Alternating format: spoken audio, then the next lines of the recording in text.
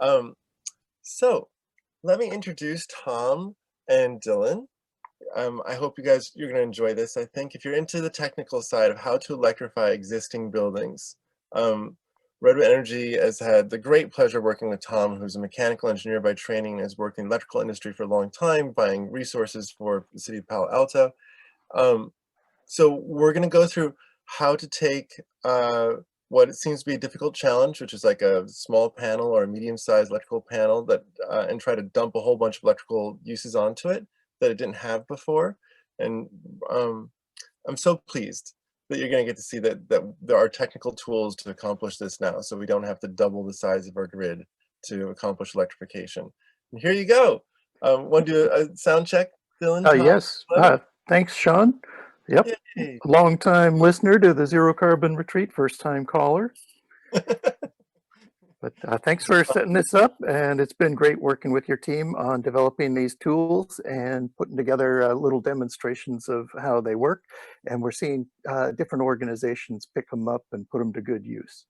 So I'll be presenting along with Dylan from your office, and I'll go over the theory part. Dylan will show the practicality, and we'll work our way through this. So the basic idea here is trying to see how can we fit all this electrification on small electrical panels. And so hopefully you can see my cursor. And so we've got, typically in apartments, small 50 amp panels, and then in single family homes, often it's 100 amps to 200 amp panels. And an ampere is just a measure of current flow. And homes typically have 240 volt power. And so a 100 amp panel is able to deliver 24 kilowatts of power at any one time. That's a lot of power to a home. So what they call a small panel can deliver a lot of power. And so we'll go about looking at, okay, how do you qualify to be able to fit all these electric loads onto existing panels or onto small panels in new construction?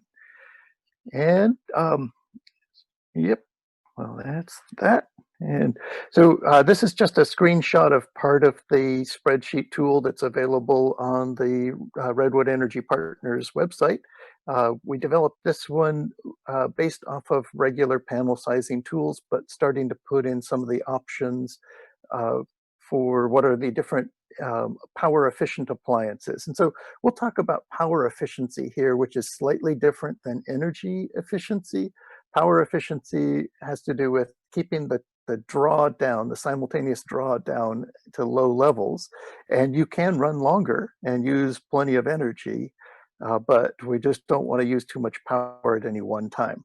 But the nice thing about the spreadsheet tool is it really lets you start at the beginning with the building shell and lets you put in the insulation levels, window areas, floor areas, that kind of thing, and then let you go over, and because you put in that information about the shell, it's essentially doing the measure J type calculations and can help you size the heat pump. And it has links where it can send you over to the NEA heat pump lists, and you can pick out heat pumps and see which ones are in the range of what you need to do. And so finding those and comparing coefficients of performance of the heat pumps and how they perform at different temperatures. You put in your own building's design temperature outdoors, like say 31 degrees in San Francisco, as an example, for the outdoor temperature you're designing for, and then it calculates the building load and helps you size the heat pump for it. The most of the rest of the panels based on the classic NEC panel sizing calculations, and they use this roughly 8,000 watts of a building's load are assumed to be on at the time of the panel peak calculation. And many of the loads beyond that might only have a 40% coincidence factor.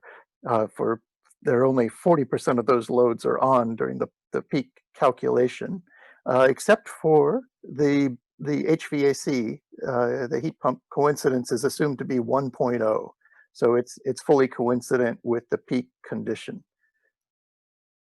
All right, so we just start trying out different experiments, trying to see, okay, if we use power efficient devices, and this just shows a general idea, power efficient devices in a stacked bar chart here of the amps at the kitchen with the general amps for plugs and lights, the laundry amps, hot water heating amps, general amps. Oh, yep. And let's see, HVAC amps at the design condition. And then we added in a bunch of amps for charging at, say, 16 miles an hour of charging. So getting 160 miles into the car battery over a 10-hour night. And so then here's home floor size, just looking at a variety of sizes and then just plotting this line of different common panel sizes, 60 amp panels, 100 amp, 125 amp, 200 amps is pretty common in new construction. What we're seeing is there's a lot of space up here to either do things inefficiently if you want, if, if that's your thing, or to add more services, or to add more faster car charging. So that's kind of the situation there. Some of the motivations you might think of when looking at why bother taking a look at being careful with the appliance selection. And one reason is you might be able to stay on the existing electric panel. Say somebody's got a 100 amp panel, you're trying to retrofit their house. If you're able to size things well and stay and pick out good appliances and save time, essentially, by not having to schedule a panel upgrade and spend $3,000 here in the Bay Area to do that kind of thing. Also, that would then help you avoid having to do a service line upsizing and maybe even a transformer upsize if you're at a multifamily project. Also, down at the site level, it can help you power more things, more end uses on the same battery capacity, amps of battery or kilowatts of battery. But then going beyond the site and thinking societally, if we start doing these power efficient design techniques, we can avoid upsizing the distribution grid, and that has a couple of neat benefits. If we avoid upsizing the distribution grids, then the utilities don't place those new assets into their rate base and don't start charging 11% rate of return on them, and so they don't raise rates. And if we don't raise rates, we might just be able to electrify everyone and convince them to come over. If we are raising rates, it's a little harder to lure them over. And then also, we can avoid upsizing the transmission system as much, avoid having to site as many generators and storage upsizing. So how do we go about doing this type of planning? It's important to really begin with the end in mind and visualize that you're not just trying to electrify the water heater and then, take up all the amps there were.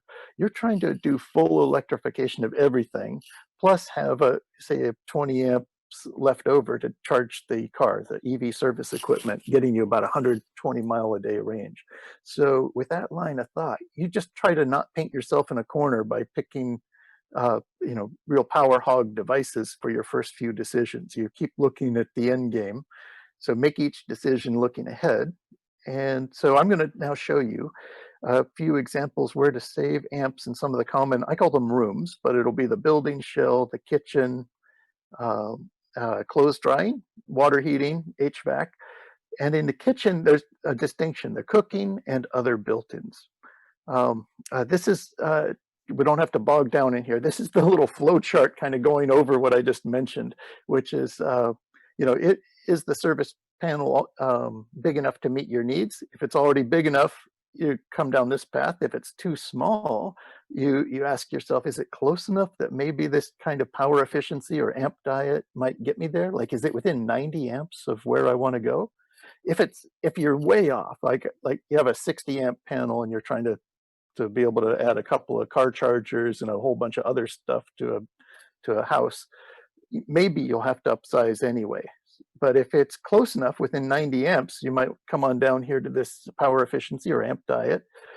And so once you're there, it just has you follow this process we're laying out where you select appliances looking ahead.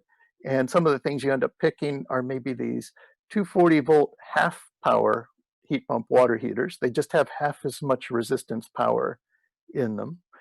Or what Craig Sy was describing earlier today, the 120-volt heat pump water heater, which is a much lower power device. Other things like a combined oven range, and just various smart choice appliances that really stretch your panel ampacity.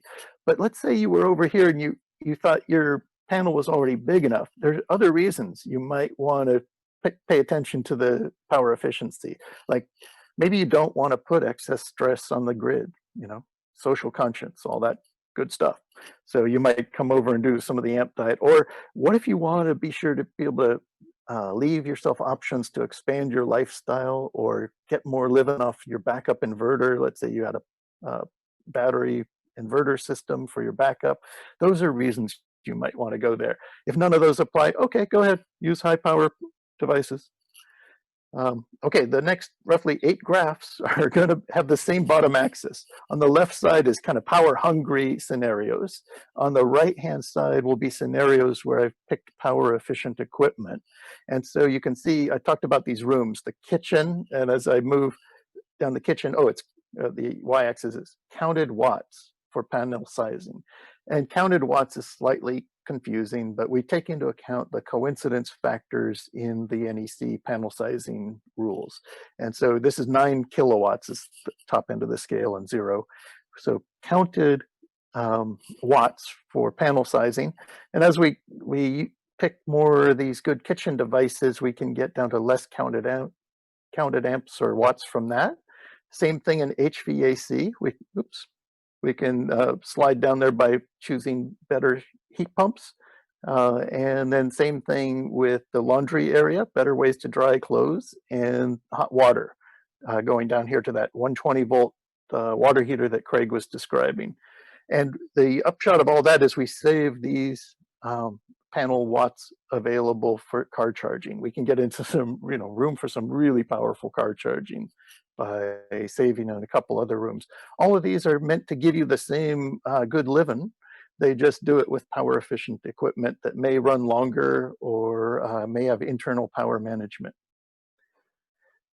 This is just flipping that line graph around, making it a stacked bar graph. Again, same bottom axis, power hungry on the left, power efficient on the right. And in the general circuits, the NEC says, once you pick the floor area, it's 3 watts a square foot, so that's a constant. But in the kitchen, there's room to save, so I can do that. In the laundry area, room to save, mostly on the dryer. In the HVAC, room to save, so we can come on down with that. And in hot water, room to save, especially with that 120 volt. And then there's all the saved additional power for EVSE. I want to point to the side here and just show you for a second. Here's where 24 kilowatts would be. So this all fits on a 100 amp panel. All of these 4 scenarios all fit on a 100 amp panel. Okay, so now we'll just dive into the rooms. Same graph, just drawn now for the kitchen. And for the power hungry side, you tend to have things like separate wall oven, like I did in my house when I remodeled 20 years ago. I didn't know any better. And so we've got a cooktop and a separate wall oven. They both want 40 amps circuits. And then there's different power levels on garbage disposals. So that's on there. And then dishwashers, you can look at the labels on the dishwashers and you can tell what the volts and amps are for dishwashers. And so there are more efficient ones. Refrigerators, same thing. You can look at the labels and see what the efficiency is. Here's a little luxury item that some people add: instant hot water heating under the sink. And so it's a tiny electric tank water heater under the sink. They make a couple sizes, so you can see that one's twice as big as that one, but it's real efficient not to bother with that thing, just to have the little countertop kettle.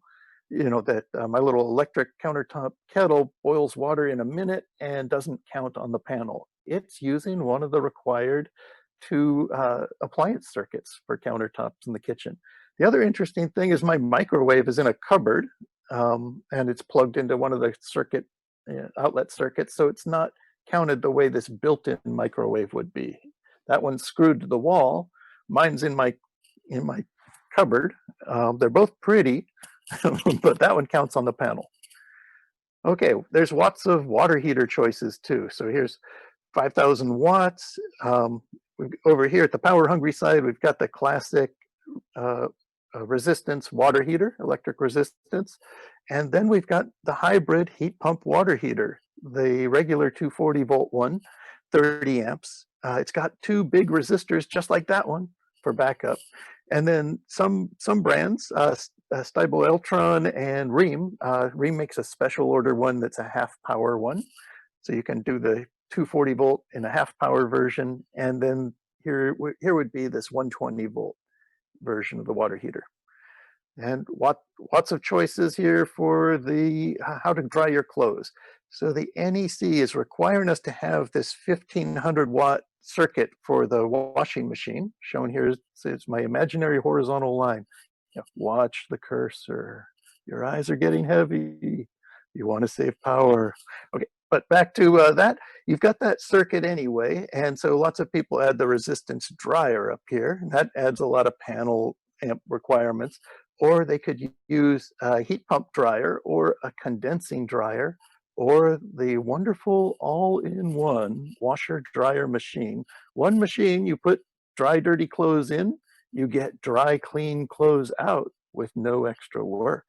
And it frees up the circuit and it frees up space in the panel, both ampacity space and a physical set of poles. So that's nice.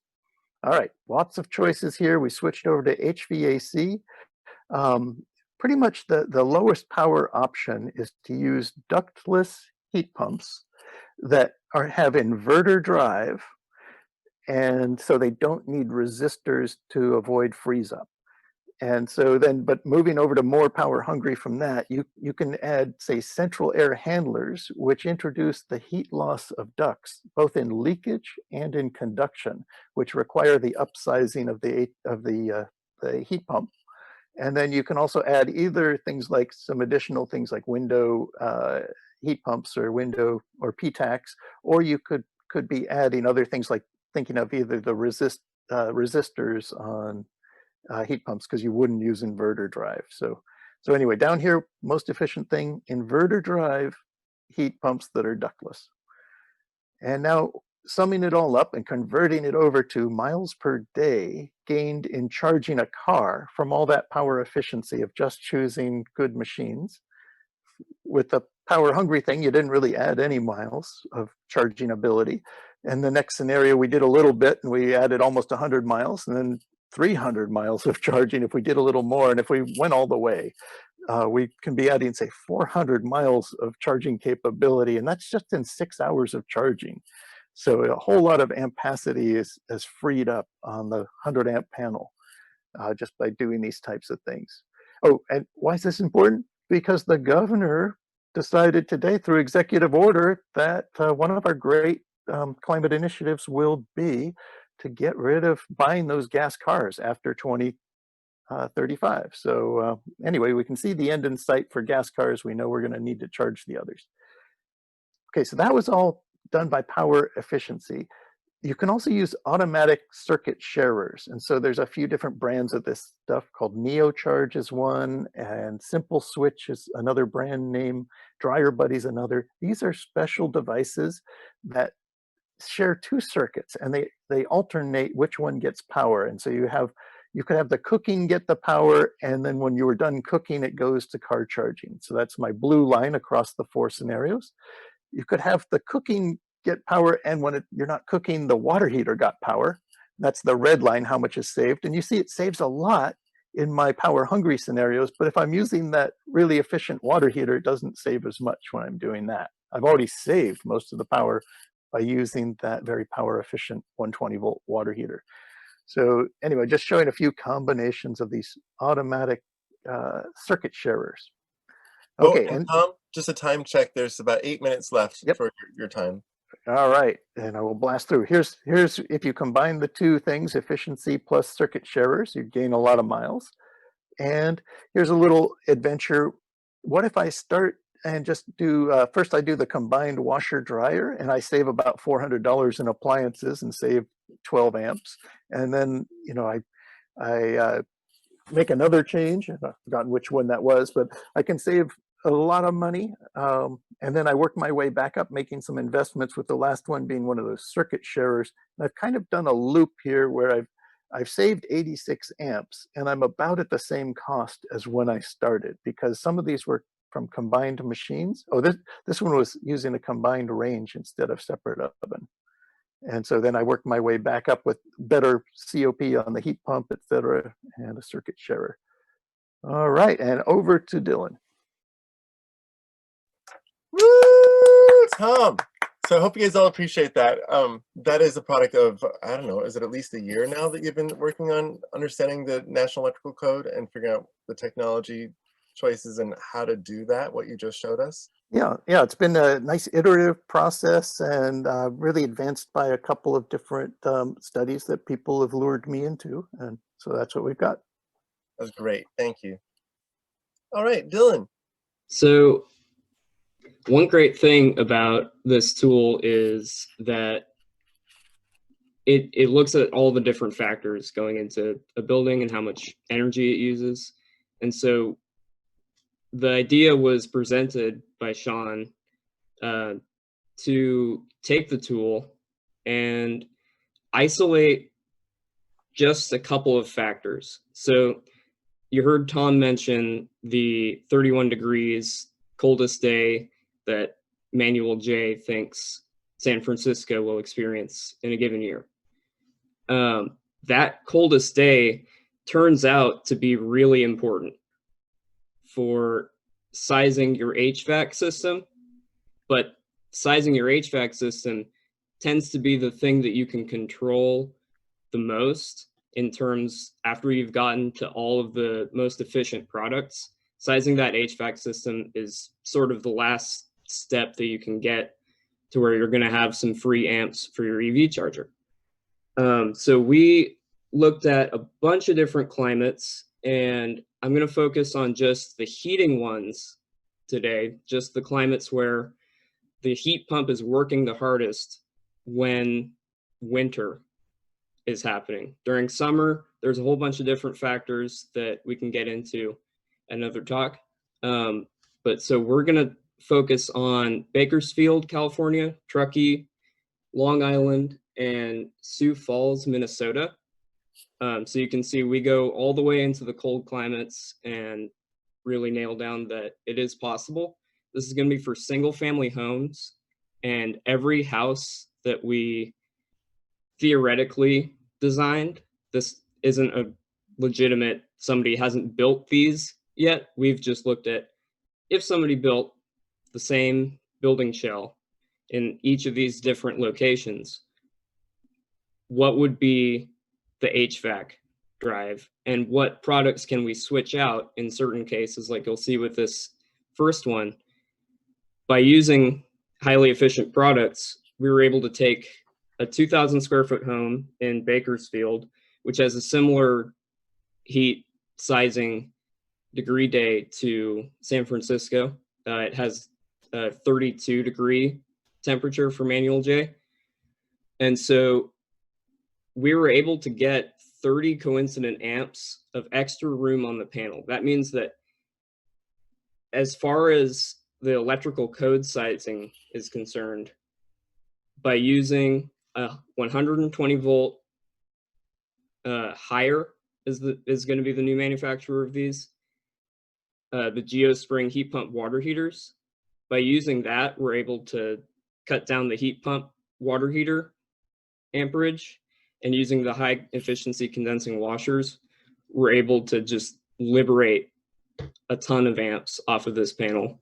And what that also means is that you could take that same building shell and think about it getting expanded a little bit further. Or, as you're seeing in Truckee, you can see that we can take it down to 7 degrees Fahrenheit. But by doing that, we're limited completely on our EV panel space. So now we have to use a dryer buddy or a NeoCharge that shares that circuit with the EV. And also the size of the building has decreased just because that's the only option that you have at that temperature, is to just decrease the building shell for what building shell we have. But a strategy around that would be you put more insulation in. but that costs more. So we're looking at what we can keep on just one 100 amp panel. And next we'll go even a little further down in temperature to Long Island, New York. Same situation, because its design day is 5 degrees Fahrenheit. We're stuck at 1,500 feet right now with a 100 amp panel. And for this one, we chose to use 2 Daikin VRV systems picked out of the NEEP heat pump list. And we put it into the calculator and found that that was the best system at this temperature based on our interpolations in the calculations. And then we can move on to Minnesota, which with a design day temperature of -11 Fahrenheit, we still need to use those 2 Daikin VRV heat pumps. But this is where you're going to have to make the next step in your HVAC sizing, where you're going from each of those single family homes, we kept them with a ducted arrangement, which in terms of cost is cheaper. It's cheaper to put in, just leave your ducts in your house and put in a heat pump.